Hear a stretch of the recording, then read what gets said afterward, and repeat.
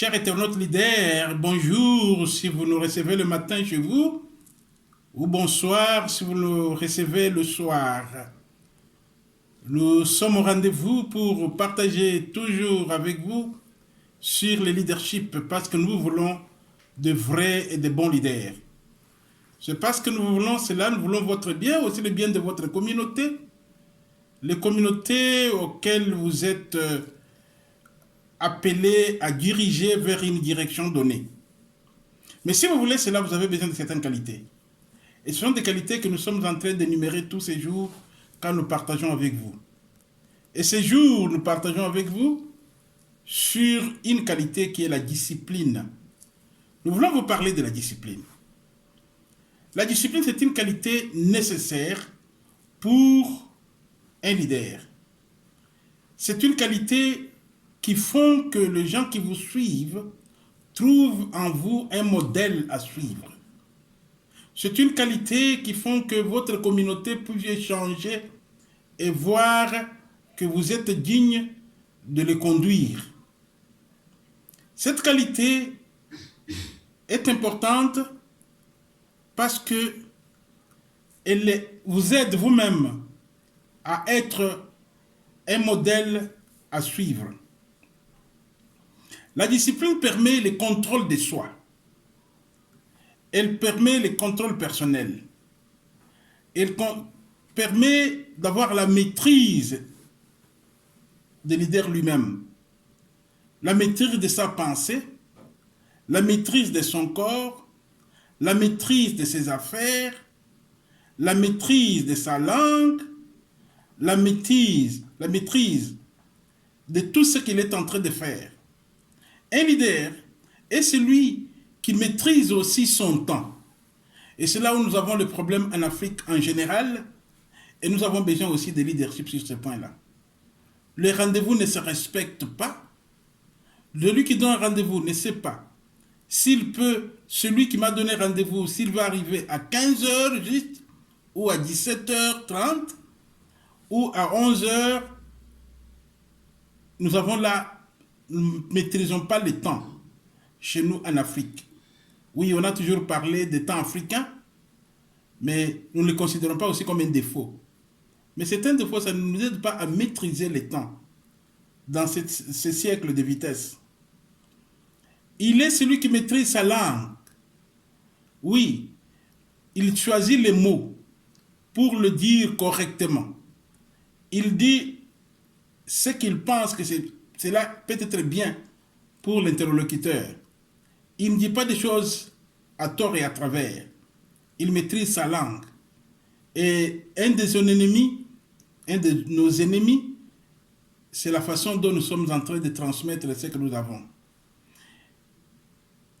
Spécifiquement pour les leaders politiques, ils peuvent faire beaucoup de dégâts s'ils ne savent pas transmettre bien ce qu'ils disent.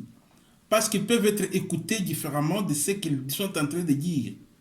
Ce qu'il dit, donc sa pensée, est parfois compris différemment.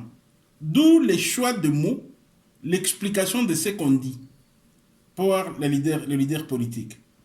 D'où un leader est celui qui se discipline, qui discipline sa langue. Il est aussi celui qui discipline sa pensée. Parce que la pensée d'un leader ne doit pas divaguer. Il doit être conduit, doit être maîtrisé par le leader lui-même. Il est celui qui sait à quelle heure il se réveille pour avoir le temps de lire, et pour ceux qui sont chrétiens, le temps de prier, et le temps de parler avec Dieu, le temps pour la famille, le temps pour le travail, le temps pour la façon dont il a mis son temps en ordre. S'il faut voir l'impact dans ce monde, il faut qu'on soit discipliné. Un leader est discipliné et sa discipline aide les autres. S'il est reconnu comme quelqu'un qui n'est pas discipliné, il y aura des difficultés de le suivre.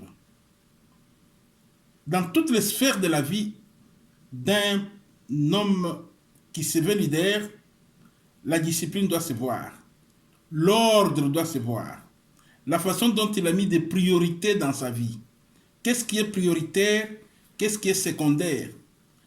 La discipline dans les sphères de ses gestions financières. la discipline dans la gestion des êtres humains, la discipline dans la gestion de ceux qui les suivent. L'attention est mise sur tout ce qu'on est en train de faire. Ah donc, un leader qui n'est pas discipliné n'aura jamais de pacte.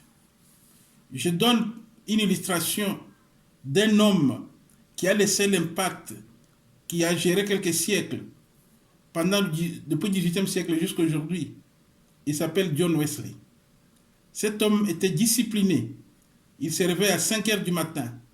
Il a le temps pour lire les Écritures, le temps pour prier. Et il a enseigné cela à tous ceux qui le suivaient. C'est ça qui a créé ce qu'on appelle aujourd'hui, dans le monde, le méthodiste. C'est lui qui a donné cette impulsion d'avoir des méthodes dans tout ce qu'il est en train de faire.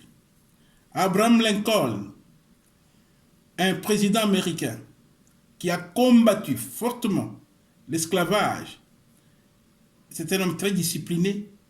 Il se réveillait à 4 heures du matin pour parler avec Dieu des combats qu'il devrait faire contre l'esclavage qui sévissait aux États-Unis pendant tout ce temps.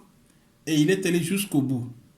Et cette discipline a donné le résultat qui est la fin de l'esclavage. Et cela a continué pendant des siècles jusqu'à nous donner l'indépendance en Afrique. Voilà, les leaders disciplinés ont impacté le monde. Si vous voulez impacter ce monde, que vous soyez roi ou prince, et vous voulez être disciple, soyez d'abord discipliné pour que les autres puissent vous suivre et vous allez atteindre votre but. Que Dieu vous bénisse. Merci.